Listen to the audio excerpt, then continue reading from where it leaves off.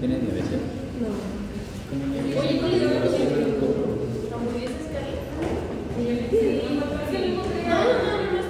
Pero es que... Si no tiene diabetes, tiene prediabetes, pero Francia no le dice nada. Estamos de acuerdo mañana. Porque ¿Tú qué se me hace que estás en la medida? Es que es una cosa.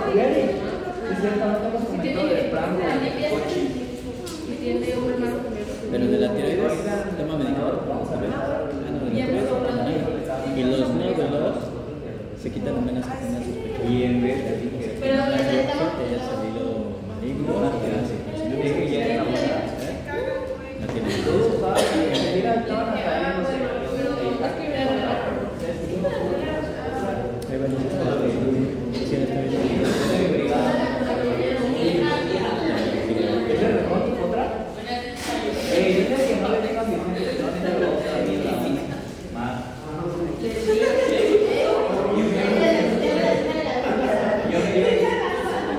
yo me llamo Vicente, te recuerdo.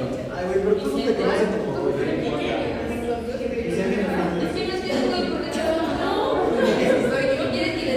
Que no es mi apellido, que no le van a hacer nada más. Mira, que es bien. O sea, ella no necesita tratamiento. Pero los nódulos si nada más le hicieron un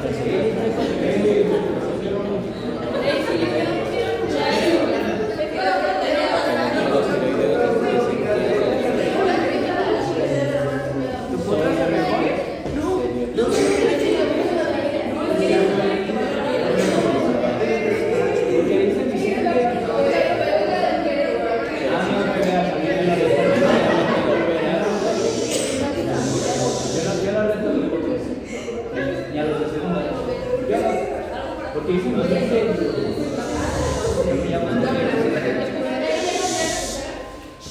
saquen una hoja de examen. No, si le digo que traigo libreta. Oye, señora, la buena amistad, no nos puede hacer esto. Vamos a hacer una carta. La próxima clase. No, que no se callaban. Muy bien. Vamos al siguiente caso. Se trata de Lynn, es una mujer de 52 años de edad, madre con diabetes e hipertensión. Ella tiene diabetes desde hace 2 años, hipertensión arterial también desde hace 2 años y ya tuvo una trombosis venosa del miembro pélvico derecho hace un año. Mide, ¿qué dice? De masa corporal de 41 y tiene una circunferencia de cintura de 110. ¿Sale? Presión arterial normal. Y está en tratamiento con insulina glargina 30 unidades, está con glargina 300, 30 unidades con metformina 850 2 veces al día y con los altas 50 miligramos cada vez. ¿Sale?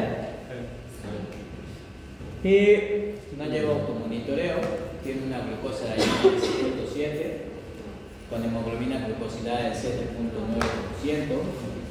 triglicéridos en 222, colesterol LDL en 160, tiene una tasa de filtrado de 80, un colesterol alto de HDL de 32 y tiene microalbuminuria. ¿Ok? Sí. 52 años y tiene esto, ¿sale? Va. Y esto es para que vean la parte del riesgo cardiovascular, que es otra de las complicaciones que quedamos, que pues va a aparecer en una persona que vive con diabetes. Estos son diferentes estudios en donde se ha evaluado el riesgo, por ejemplo, para evento vascular cerebral en personas con diabetes. Y ven que el riesgo va hasta un 35% más en una persona que tiene diabetes comparado con alguien que no lo tiene. Y para cuando se clasifica entre isquémico y hemorrágico, pues es también más para el isquémico. En una persona que vive con diabetes, el daño en el endotelio participa en el proceso de aterosclerosis. Entonces, vas a tener, si hay daño endotelial, vas a tener daño prácticamente en toda la circulación. Es más frecuente que una persona con diabetes tenga daño vascular cerebral de tipo isquémico. El hemorrágico va más asociado a hipertensión, ¿vale? Y el que va asociado a descontrol metabólico es el tipo isquémico. ¿De acuerdo? Luego, vean por ejemplo el riesgo de infarto miocardio a 7 años sin que exista el antecedente de un infarto previo. Entonces, personas que nunca se habían infartado, entre las que tienen diabetes y no tenían diabetes, y les dan seguimiento a 7 años, vean cómo el riesgo de tener diabetes, tu riesgo de un infarto a 7 años era 20% comparado con el 3.5 si tú no tienes diabetes. Por eso es importante hablar del control metabólico completo, ¿sale? Controlar la glucosa, sí, te disminuye daño endotelial, pero si no te controlo lípidos, pues no para el proceso tampoco de aterosclerosis. Y vean qué pasa con el riesgo de infarto al miocardio cuando ya se tuvo un infarto. Ese riesgo que tenía una persona con diabetes que va de 20 se va hasta un 45%, ¿sale? Y obviamente pues en una persona que no tiene diabetes pues también se incrementa de un 3 a un 18%, pero es casi 3 veces más alto en una persona que vive con diabetes. Y el riesgo de trombosis a un año de posterior a que le hagan revascularización se va hasta casi 2 veces más, ¿sale? Entonces vean aquí el riesgo para enfermedad arterial periférica, que esa es otra situación, les digo que le va a pegar prácticamente a toda la circulación. El riesgo de enfermedad arterial periférica en mayores de 65 años es 2 veces más, y en aquellos que ya tenían claudicación intermitente hasta 2.5 veces más. El riesgo de úlcera a 10 años en sujetos con enfermedad arterial periférica se va hasta un 20%. Y les dije que la úlcera era la combinación de dos cosas, de neuropatía y de enfermedad vascular. Y entonces vean aquí, mucho de lo que van a estar ustedes escuchando ahora que salgan es mucho la parte del enfoque de falla cardíaca. A raíz del beneficio que tuvo con los tratamientos con los agonistas del receptor de GLP-1 y con inhibidores de CGLT2 para cardioprotección, se ha estado enfocando mucho el abordaje a ver qué pasa con falla cardíaca y qué pasa con enfermedad aterosclerótica. Pero vean cómo una persona que vive con diabetes puede tener falla cardíaca porque se suma todo eso. Tienen ahí la participación de la hiperglucemia, de la resistencia a la insulina. Y vean, de los sujetos que viven con diabetes, hasta el 70% de ellos tienen hipertensión. Entonces vas a tener daño en el endotelio por dos mecanismos, por la hiperglucemia, el estrés oxidativo y también por la misma hipertensión arterial. Eso te puede llevar a una cardiopatía hipertensiva. Pero acuérdense que también la pura glucosa te va a generar estrés oxidativo a nivel del endotelio. Entonces te lleva a disfunción endotelial, alteraciones en la función celular y alteraciones también estructurales en corazón, que son específicas de diabetes, no nada más hablando de la parte de hipertensión. Y luego la neuropatía autonómica cardiovascular se convierte en otro factor de riesgo. Sabemos que quien vive con diabetes y con obesidad también tiene una sobreactivación del sistema renina, angiotensina, aldosterona, y eso te puede llevar también a hipertrofia y a fibrosis de los cardiomiocitos.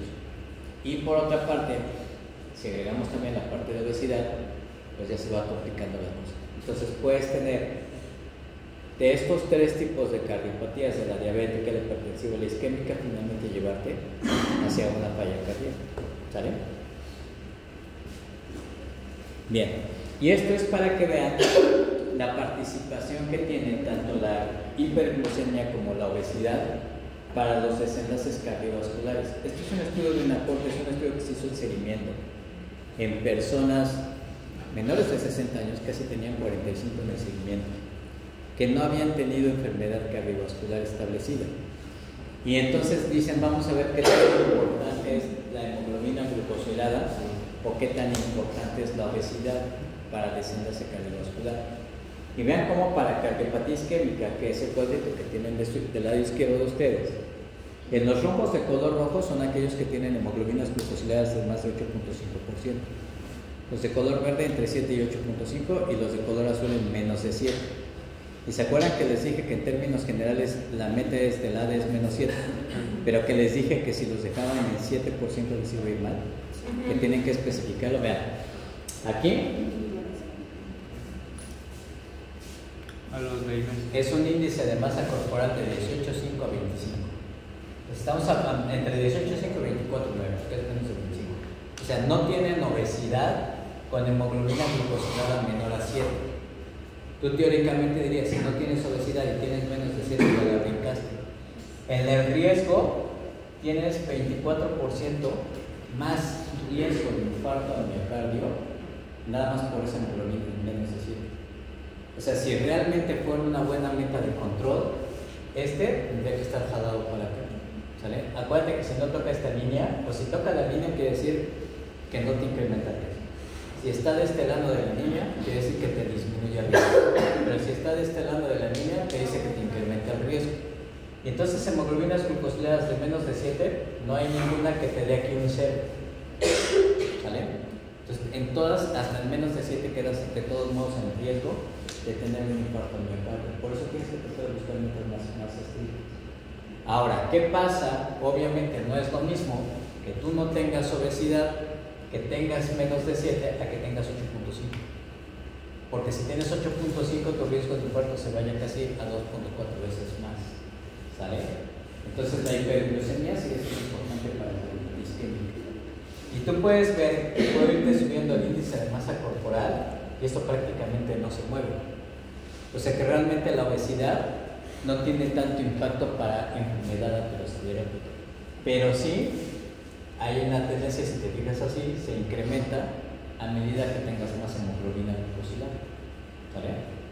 Entonces, ¿por qué les estoy comentando esto? Porque tomando en cuenta que los agonistas del receptor de GLP-1 y los inhibidores de SGLT2 daban cardio y nephroprotección, dijeron, bueno, pero ¿por qué realmente te ayudan? Y no nada más es por el control glucémico, sino porque tienen efectos pleiotrópicos. Los agonistas del receptor de GLP-1 te bajan de peso, disminuyen presión arterial, disminuyen grasa visceral y tienen un componente antiinflamatorio, disminuyen citocinas inflamatorias. Y los inhibidores de SGLT2 por el efecto de volumen, pues ese efecto hemodinámico te ayuda a que tengas menos hospitalización por falla cardíaca. Pero entonces los cardiólogos empezaron a decir que la hiperglucemia era importante.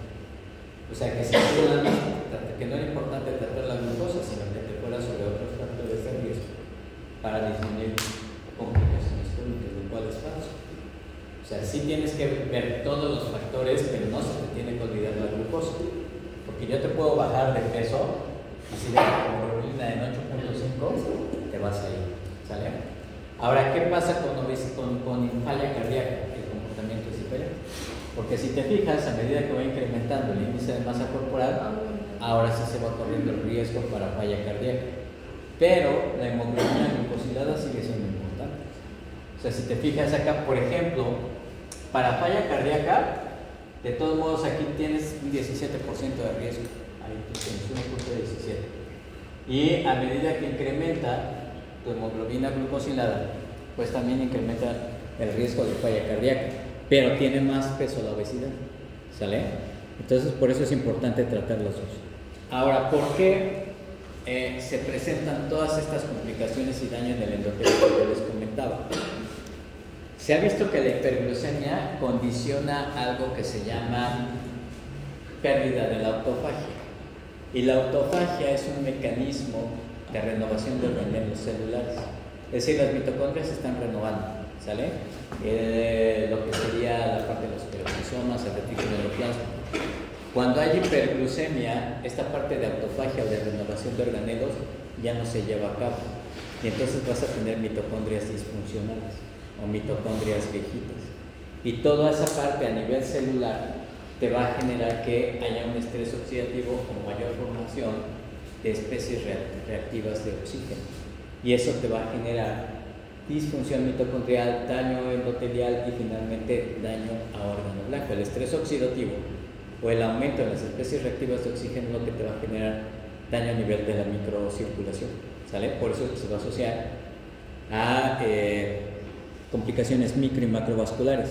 Ahora, este proceso, ¿se acuerdan que les dije que la hiperglucemia aguda no te da tanto daño en el endotelio si la corriges rápidamente? ¿De dónde surge esto? Y se fijan primero en modelos animales, de un concepto que se llama memoria metabólica. Y entonces a ratitas las hacían o les generaban diabetes. Les inyectaban estreptozotocina y entonces te generan diabetes. Y luego les miden dos marcadores de daño celular. Uno es la nitrotirosina y el otro es la superóxido dismutasa. Previo a que tuvieran diabetes, ustedes ven a la nitrotirosina y a la superóxido dismutasa de color verde, haciendo referencia a que estaban dentro del rango normal.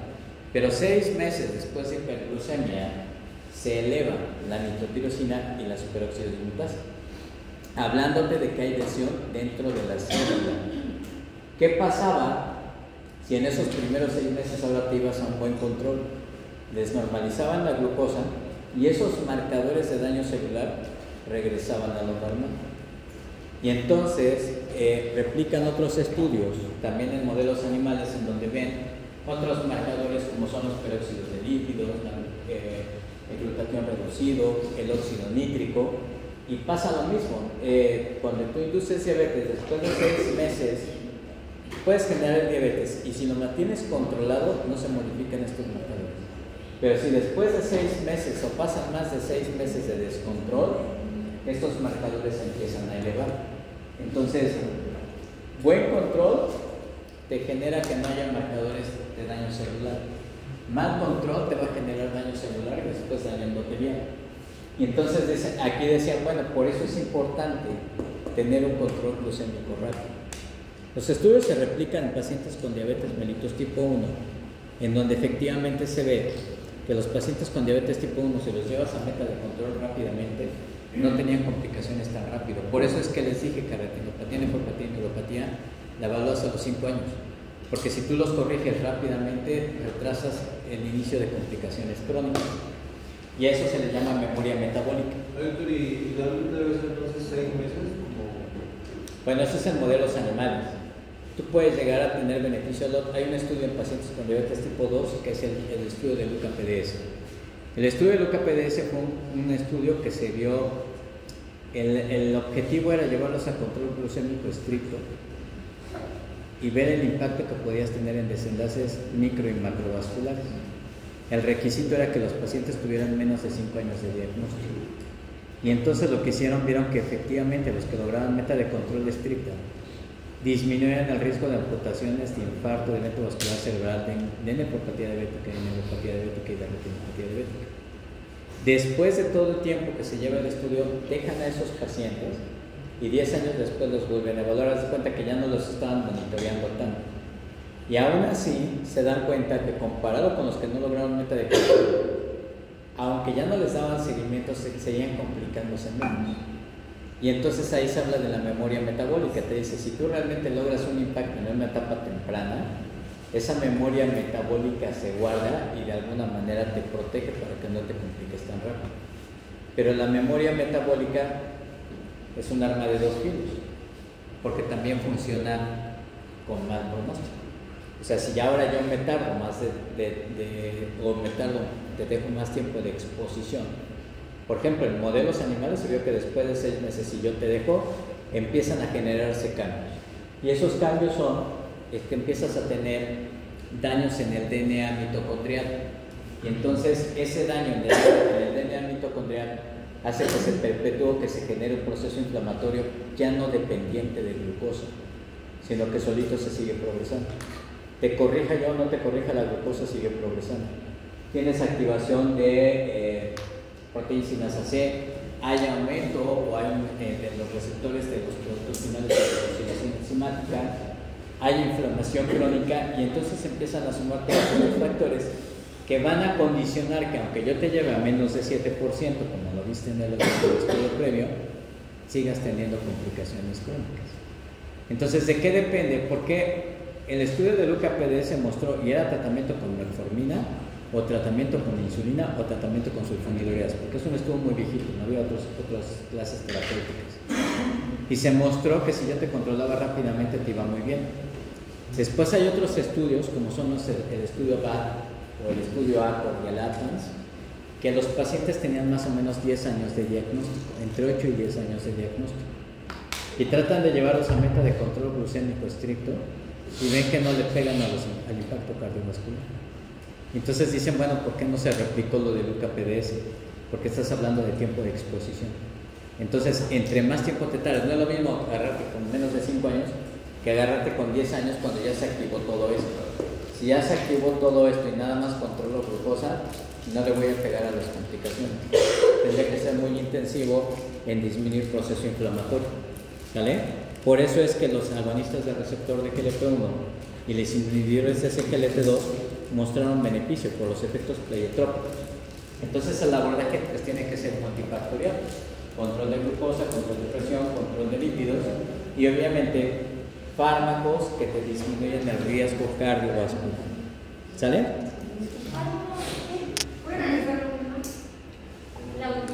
La última. Yo lo había puesto.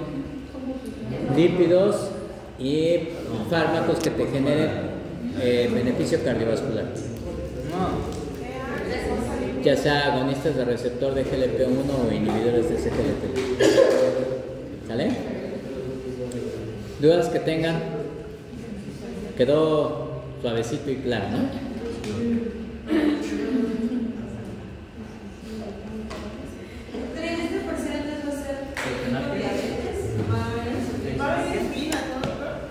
Viene insulinas, viene obesidad, vienen complicaciones crónicas y creo que viene también hipoglucemia. Oye, viene lo de... hipoglucemia, igual lo checamos de la... ¿Qué? Viene lo del eje hipoficiario.